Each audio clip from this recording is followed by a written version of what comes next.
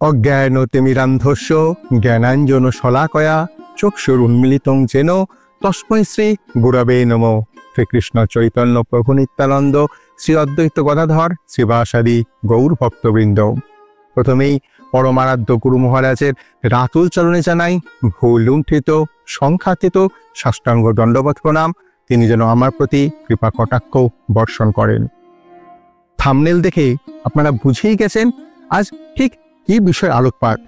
আজকে আলোকপাত বলবো না, আজকে একটা জিনিস বলবো যে অনেকেই ভাবেন যে গৌতম বুদ্ধ এবং কলির অবতার যে বুদ্ধ আছে বা যাকে দশাবতারে বুদ্ধদেবের কথা পাই, তিনি কি এক?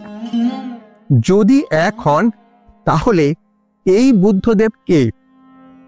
আর একটা প্রশ্ন আসে, যদি ইনি বুদ্ধে বা অবতার হন তাহলে এনার মতকে প্রাচীন বৈষ্ণবেরা বা এখনকার বৈষ্ণবেরা নেন না কেন? আবার এই বৌদ্ধ মতকে নাস্তিক্যবাদের সাথে তুলনা করে একে ধূলিসাৎই বা কেন করা হয়েছিল? আপনারা এদিকে বলছেন উনি বিষ্ণুর অবতার, আবার তার মতকে নেবেন না, এটা কেমন কথা? তাহলে কি বৈষ্ণবেরা বিষ্ণুর অবতারকে মানেন না? তো এই বিষয়েই আজকের আলোকপাত। আর এই বিশ্লেষণটা শুরু হয়েছিল বহু বছর আগে। আজকের মতো মানুষ তখনও ভুল করত যে বিষ্ণুর অবতার বুদ্ধ আর এই যে গৌতম বুদ্ধ এটা কিন্তু এক নয়। শ্রী বুদ্ধদেব বিষ্ণুর অবতার।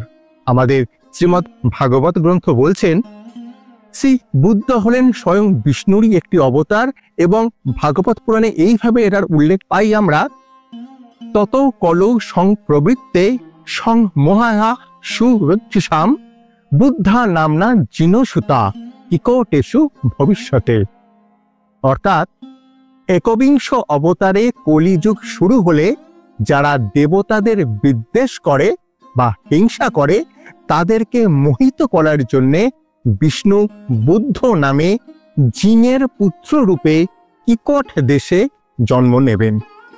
আপনারা বুঝতেই পারলেন, তাহলে এখানে লুম্বিনী শুদ্ধোদন বা ওই যে বুদ্ধ তিনি এক নন।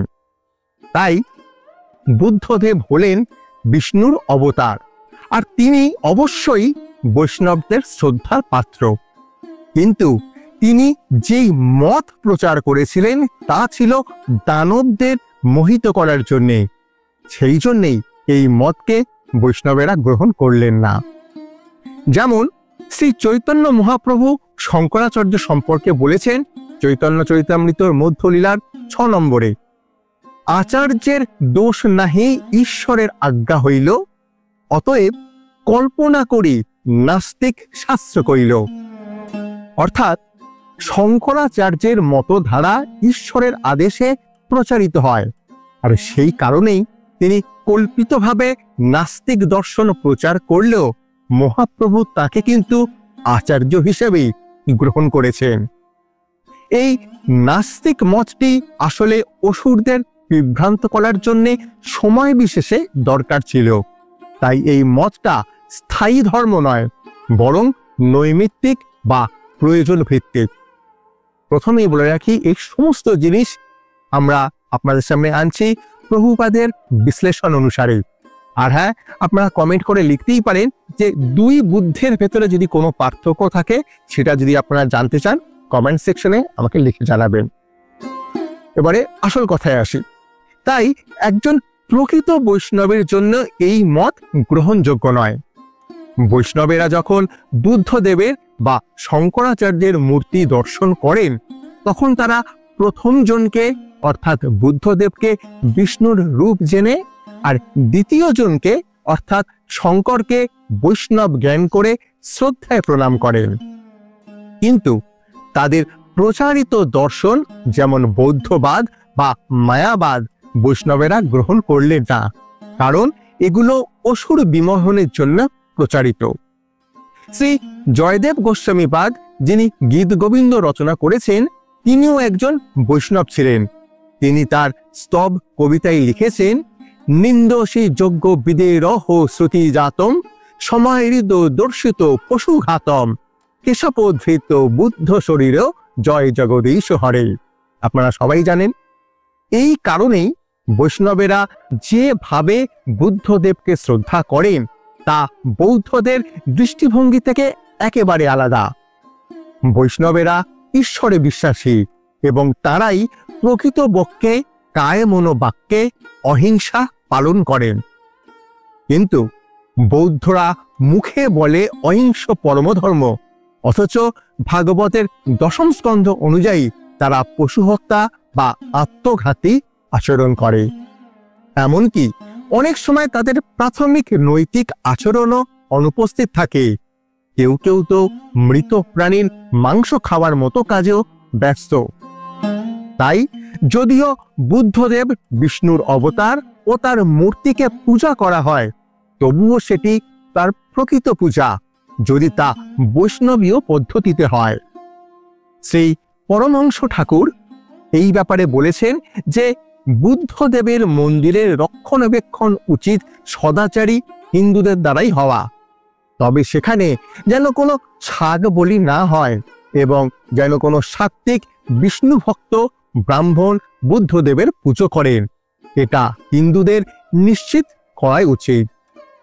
এরপর ঠাকুর বৌদ্ধ ছাত্রদের জিজ্ঞাসা করেন যে তারা বুদ্ধদেবের মূর্তিকে সত্যি বুদ্ধদেব মনে করেন। তারা বললেন যে না, এটা তাদের স্মৃতিচিহ্ন বা এমব্লেম হিসাবে দেখেন। তারা উত্তর দিল, বুদ্ধদেবের মূর্তিকে তারা কেবল স্মৃতিচিহ্ন হিসাবেই দেখে।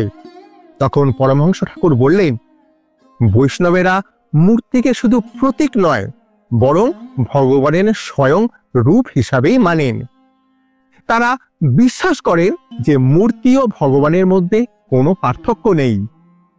তাহলে বৌদ্ধ দর্শন যেখানে বলে যে সবকিছুই চিন্তা মাত্র, অচিন্মাত্রাবাদ, আর শঙ্করের মতবাদ বলে সবই চেতনার রূপ, মানে চিন্মাত্রাবাদ, এই দুটোই মূলত বেদ বিরোধী ও আরোহবাদ, অর্থাৎ সেটা মনোধর্মী। শ্রী চৈতন্য মহাপ্রভু এই দুই মতকেই নাস্তিক মত বলে ব্যাখ্যা করলেন। প্রথমত, সরাসরি বেদের বিরোধিতা করে একে বলা হয় নাস্তিক্যবাদ, আর দ্বিতীয়টি মুখে বেদ মানলেও ভিতরে ভিতরে তা প্রচ্ছন্ন বৌদ্ধবাদ, মানে ছদ্মরূপী বৌদ্ধবাদ। চৈতন্য চৈতামৃতর মধ্যলীলায় 6/168 নম্বর শ্লোকে মহাপ্রভু বলছেন, বেদ না মানিয়া বৌদ্ধ হয়তো নাস্তিক, বেদাশ্রয়া নাস্তিক্যবাদ বৌদ্ধকে অধিক। অতএব বৌদ্ধদের অচিন্মাত্রাবাদ যেমন নাস্তিক্যবাদ, তেমনি শঙ্করের চিন্মাত্রবাদও আসলে প্রচ্ছন্ন বৌদ্ধমত। সেই চৈতন্য মহাপ্রভু যখন দক্ষিণ ভারত ভ্রমণ করেছিলেন, তখন তার সাক্ষাৎ হয়েছিল এক বিখ্যাত বৌদ্ধাচার্যের সাথে। প্রভু তার যুক্তিপূর্ণ বক্তৃতা ও তত্ত্ব দিয়ে সেই বৌদ্ধ পণ্ডিতের সমস্ত যুক্তি খণ্ডন করেন। যদাপি অসম্ভাষ্য বৌদ্ধ অযুক্ত দেখিতে, তথাপি নলিন প্রভু গর্ব খণ্ডাইতে।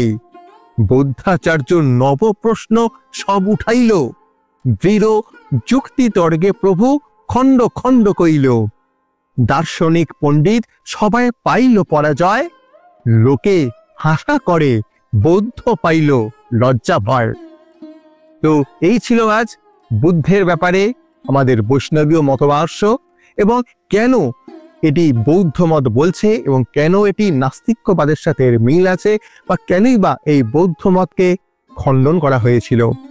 ভিডিওটা কেমন লাগলো অবশ্যই কমেন্ট সেকশনে জানান। এগিয়ে চলুন, সঙ্গে থাকুন। আর হ্যাঁ, ভিডিওটি অবশ্যই কমেন্ট সেকশনে কমেন্ট করতে ভুলবেন না। জয় অনন্ত কোটি বৈষ্ণব বৃন্দের জয়, জয় আকর মঠরাজ মায়াপুর শ্রী চৈতন্য মঠের জয়, এবং তৎশাখাসমূহ সমস্ত গৌড়ীয় মঠের জয়। হরে কৃষ্ণ।